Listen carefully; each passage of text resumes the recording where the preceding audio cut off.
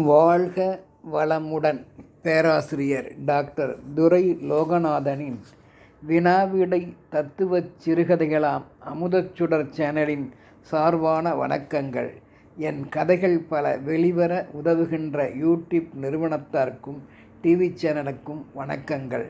என் கதைகளுக்கு நாளுக்கு நாள் அமோக ஆதரவு தந்து வருகின்ற ரசிகப் பெருமக்களையும் வாழ்த்தியும் வணங்கியும் மகிழ்கின்றேன். வாருங்கள், இன்றைய சிந்தனைக்குரிய கதை தலைப்பானது இதுதான் உலகம். அந்த உலகத்தை காண்போமே. பழைய நண்பர்கள் வழிநடையில் சந்தித்து கொண்டனர். அப்போது, என்னப்பா அபூர்வம், மழையில் இப்படியா நனைந்து வருவாய்? அப்படி என்ன யோசனை, பலத்த யோசனை உனக்கு? நீயும் நானும் நினைத்தால் மட்டும் நமது பழைய பணிக்கு செல்லும் அந்த நாள் வரவா போகிறது? நாம் பணியில் உள்ளபோது நம்மை சுற்றியிருந்த நின்ற உறவுகளும் கூட்டத்தினரும் இன்று அவ்வாறே இல்லையே, பார்த்தாயா? ஓராண்டுக்குள் எவ்வளவு பெரிய மாற்றங்கள்! ஆமாம் நண்பா, எல்லாம் குளத்தில் நீர் உள்ள வரையில்தான். அதில் மீன்கள் பூச்சிகளை பிடிக்க நாடும் உயிரினங்கள் போல் ஆயிற்று. அற்ற குளத்து அருநீர் பறவை போல ஆயிற்று என்றும் சும்மாவா சொன்னார்கள் நண்பா? ஆமாம் நண்பா. அபூர்வா, நமது கையொப்பம் பெறுவதற்காக மட்டுமே அன்றைய கூட்டங்கள். கோயிலில் பிரசாதங்கள் பெறும் வரையில்தான் பக்தர்கள் கூட்டங்கள். சிலரிடத்தில் என்றதும் அருகில் இருந்த சந்தானம், நண்பா, ஆக எதிர்பார்ப்பு உள்ளோரையே சுற்றி நின்றவர்கள் எல்லாம் மரியாதை நிமித்தமாக இன்று நம்மை வந்து பார்த்து நன்றி சொல்லவோ மற்றும் அவர்கள் நம்மால் ஆன உயர்வை மதித்து நன்றி கடனுக்காக அவர்கள் விழாக்களில் கூட நம்மை இன்று அழைப்பதே இல்லையப்பா. என்ன செய்ய முடியும்? எல்லாம் உலகத்தின் போக்குத்தான். இதுதானப்பா உலகம் என்றிட, ஆமாம் நண்பா, உலகினரில் இன்று பலருக்கு விசுவாசம் என்பது குறைந்து விட்டதப்பா. நமது பதவிகள் உள்ள வரையில்தான் யாவும். பிறகு யாவரும் வெற்றிலை பார்க்கே வைத்து அழைத்தாலும் வரமாட்டார்களப்பா. அதுதான் என்றுமே உண்மை என்றார் ஒரு நண்பர். மற்றவரோ தமது பணி ஓய்வில் ஒரே ஆண்டிலேயே இருவர் நிலையும் இப்படியாயிற்றே என்று நொந்து கொண்டனர். அப்போது அங்கே வந்து குறுக்கிட்ட அபூர்வத்தின் மகன், அப்பா, நான் வேலைக்கு புறப்படுகிறேன் என்றவன், நீங்கள் இருவரும் உரையாடியதை கேட்டேன். சின்னவன் நான் புத்தி சொல்வதாக தயவு செய்து எண்ணிவிடாதீர்கள். நான் சொல்லட்டுமா என்றதும், சொல்லப்பா. அவர்கள் தலையாட்டிட, எப்போதும் பெருங்காயம் இருந்த டப்பாவில் அதன் வாசனை மட்டும் போகவே போகாது டப்பாவை விட்டு. அப்படித்தான் அப்பா, உங்கள் தேவைகளும் பெருமைகளும் போகவே போகாதப்பா. உங்களின் கருத்துக்கள் உபாயங்களை வேண்டி மறுபுறையும் தேவைப்பட்டால் வராமலா போய்விடுவார்கள்? அதற்காக கவலைப்படாதீர்கள் அப்பா. நீங்கள் சொல்வது போல் தேவைக்காக மட்டும் அன்பு நீங்கள் செலுத்தி அதற்காக மட்டும் வந்து போவது சரியில்லைதான். நான் போய் வருகிறேன் என்று அவன் அந்த இடத்தை விட்டு அகன்றான். அபூர்வசுவாமிக்கு பணிபுரியும் போது தன் பழைய ஞாபகம் வந்திட, நண்பா சந்தானம், நான் ஒருமுறை எனது பேராசிரியர் டாக்டர் கந்தசாமி அவர்களிடம் நான் எழுதிய 10 பாட்டில் இடைச்சொற்கள் என்ற இலக்கணத்திற்கு அதை அப்போது வெளியிட அவரது அணிந்துரையாம் பாராட்டு உரையை வாங்கிடச் சென்றேன். அப்போது அவரோ கண்ணில் கேட்ராக்ட் ஆப்ரேஷன் செய்திருந்தார். அந்த சூழ்நிலையிலும் அன்பான மாணவன் தாய்ப்பசுவினிடம் வந்து உள்ளானே என்று கருதி, தன் இயலாத நிலையிலும் கன்றுக்கு பால் சுரப்பது போல் தன் அணிந்துரைகளை தமிழ்ப்பாலாய் சுரந்து வழி அனுப்பி வைத்தார் பெருந்தன்மையுடன்.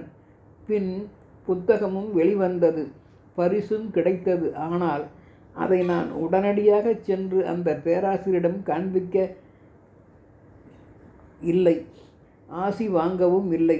காரணம், எனது துணைவியாரின் உடல்நல பாதிப்பால் அதனை மறந்து போனேன். என்னவளை பாதுகாத்திடும் சூழ்நிலைக்கு ஆளாகியிருந்தேன். பிறகு தந்தைக்கு ஒரு நாள் பேராசிரியரை காணச் சென்றேன். தஞ்சை மாவட்டத்திற்கு சென்றேன், புத்தக கையுடன். ஆனால் என்னை கண்டவுடன் அவர் எனது முகம் பார்க்க விரும்பவில்லை. அபூர்வா, போய்விடு, உன் மீது கோபம் கொண்டு உள்ளேன் என்று என் முடியாத நிலையிலும் உனக்காக ஆவணை செய்தேனே, விழாவிற்கும் அழைக்கவில்லை. உடன் வந்து என்னிடம் நீ புத்தகத்தை காட்டவும் இல்லை. உன் புத்தகத்தை பார்த்து நான் என்ன செய்யப் போகிறேன்? நிற்காதே, போய்விடு. நான் ப்ரெஷர் உள்ளவன், என்னை கோபிக்க வைக்காதே. இனி நீ வரவே வேண்டாம் என்று அவர் அன்று கூறியது எனக்கு இன்றும் காதுகளில் ஒலித்து கொண்டே உள்ளது நண்பா.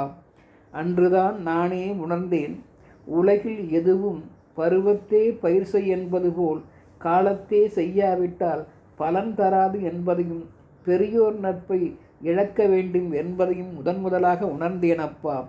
பிறகு என்ன ஆயிற்று அபூர்வா என்றார் நண்பர். சொல்கிறேனப்பா. பிறகு அவருக்கு நானும் எனது மரியாதையை, அன்பை நிரூபிக்க பல்லாவினும் வைத்து விடினும் குலக்கன்று வல்லதாம் தன் தாய்நாடி கோடலை என்பதை போல் தங்களை காண வந்தேன். ஆனால் எனது அப்போதைய நியாயமான சூழலை அறியாமல் தாங்கள் எட்டி உதைத்தது கண்ணீர் சிந்த வைக்கிறது. என்னை வெளியேற்றியது தாய்ப்பசு காலால் உதைத்தது போல் ஆயிற்று. இவ்வாறு தாங்கள் செய்யலாமா? அப்போது பாலகனாகிய கன்று நான் எங்கே செல்வேன்?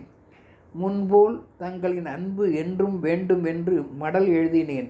பிறகு மன்னித்தார் பெருந்தன்மையுடன். பிறகு என்ன நண்பா? சரிதானே, அதுவா? நல்லவர்கள், உண்மையானவர்கள் அன்பு என்றும் மாறாது, தொடரும் என்பதனையும் அத்தகைய புரிதல்கள் எனக்கு தெரிய வைத்தன. இன்று வாழ்ந்து கொண்டிருக்கின்றேன். நாமே ஒருவருக்கு ஒருவர் பிரிவில்லாமல் சந்தித்து கொண்டிருக்கின்றோம் அல்லவா? மகன் பெருங்காய டப்பாவை நினைவு கூட்டியதால் இதை சொல்ல வேண்டியதாயிற்று அப்பா. அதாவது எனக்கு அணிந்துரை அளித்த அந்த பேராசிரியர் உதவி அதோடு நின்றுவிடுமா என்ன? பணி ஓய்வு பெற்றாலும் அவரது செல்வாக்கால் அவர் வழி எதனையும் பிறகு சாதிக்கலாமே. இப்போது கூட அவர் நினைத்தால் எனது இளைய மகனுக்கு கல்லூரியில் தற்காலிகமாக கூட ஒரு பணி ஏற்படுத்த முடியுமல்லவா? ஆனால் நான் தாமதம் செய்த ஒரே காரணத்தினால் அவர் முகத்தை மறுமுறை நேருக்கு நேர் என்னால் பார்க்க முடியவில்லை அப்பா. அவர் மன்னித்து விட்டாலும் எனது குற்ற உணர்வு மட்டும் இன்னும் எனது நெஞ்சை விட்டு அகலவே இல்லை அப்பா. இதுதானப்பா நண்பா நல்ல மனசு என்பது. நண்பா அபூர்வா, எப்பொழுது வருந்தினாயோ அப்பொழுதே உலகில் உனக்கு மன்னிப்பு கிடைத்து விட்டது. நம் தேவைக்கு நாம் தான் போய் கேட்டு முயற்சிக்க வேண்டும். திருந்தியவர்களை பெரியோர்கள் மன்னிக்கவே செய்வார்கள். அவரை பார்த்து பல வருடங்கள் ஆனால் என்ன? பிள்ளைகளுக்காக எப்பொழுது வாழ்க்கையில் விளக்கேற்றி வைக்க முடியுமோ அப்போதே அதை செய்துவிடு. எண்ணியது எண்ணியபடி நடக்கும். எதை எப்படி எவ்வாறு செய்ய வேண்டும் என்பதை நாம் தான் தீர்மானிக்க வேண்டும். இன்றைய உலகில் விளக்கேற்றி வைத்தால் வெளிச்சம் வரும். ஆனால் அதை எங்கு எவ்விடத்தில் ஏற்றி வைக்க வேண்டும், எப்பொழுது என்பதை நாம் தான் தீர்மானிக்க வேண்டும் அப்பா. எல்லா வகையான உறவுகளும் வந்து போனால்தான் நீடிக்கும் இவ்வுலகில் எதுவுமே. இவ்வுலகில் அதை எப்பொழுதும் மறந்துவிடாதே. புரிகிறதா? வாயுள்ளை பிள்ளைதான் பிழைக்கும். தேவையில்லாமல் எல்லாம் தானே கிடைக்கும் வந்துவிடும் என்று எதுவும் செய்யாமலேயே எதிர்பார்த்து கொண்டிருப்பதில் பயனில்லைப்பா. உனது இளைய மகனது சான்றுகளுடன் இன்றே போய் உனது பேராசிரியரை பார். எல்லாம் நலமாக முடியும். அவ்வாறே தனது இளைய மகன் விசால் கணேசை அழைத்து கொண்டு வயது முதிர்ந்த பழைய பேராசிரியரை அணுகி தன் தேவைக்கு தானே நேரில் சென்று பணி வாய்ப்பை பெற்றார். மரியாதை கொடுத்தால்தான் மரியாதை கிடைக்கும் என்பதை தன் மகனுக்கு புரிய வைத்தார். இரவு வேளையில் உணவிற்கு பிறகு மகன்களுடன் அபூர்வம் இவ்வுலகில் நடந்து கொள்ள வேண்டிய முறை பற்றி தெரிவித்தார். அப்போது விசால் கணேஷ் அபூர்வ சுவாமியை பார்த்து, உங்களது வேலை வாய்ப்பிற்காக முன்பு நேர்முகக்காணல் சென்று உள்ளீர்களா என்றான். சரியாக கேட்டாய், அதுவும் எனக்கு ஒரு மறக்க முடியாத அனுபவம்தானப்பா. இன்டர்வியூ தொடங்கியது. கேட்ட கேள்விகளுக்கெல்லாம் சரியாக பதிலளித்தேன்.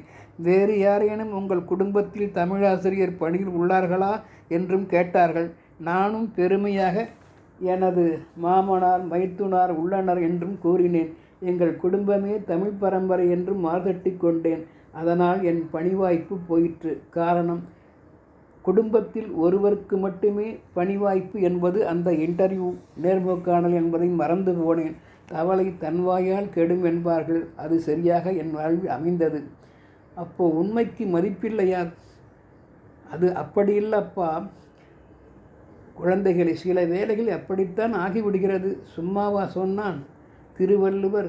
பொய்மையும் வாய்மையிடத்து என்று. சரியாக விளக்கங்கள் சொல்லுங்களப்பா. சொல்லுகிறேன். நாம் சொல்லும் ஒரு பொய்யும் அந்த இடத்தில், அதாவது அந்த வேளையில் நன்மை அளிக்கும் என்றால் சொல்லலாம் என்பதே. அதாவது நேர்காணலில் உள்ள ரூல்ஸ். வீட்டிற்கு ஒருவர் வேலை திட்டம். அதை நான் எதிர்பார்க்கவில்லை என்று ஏமாற்றமடைந்தேன். அவர்கள் கேட்கும்போது ஆம் இல்லை என்று மட்டுமே பதில் சொல்ல வேண்டும். தேவையில்லாமல் நாம் அதிகமாக பேசக்கூடாது என்பதையும் கற்றுக்கொண்டேன். வாழ்க்கையில் உலகியல் அனுபவங்கள் தான் நம்மை மேலோங்கச் செய்திடும். வாழ்க வளமுடன்.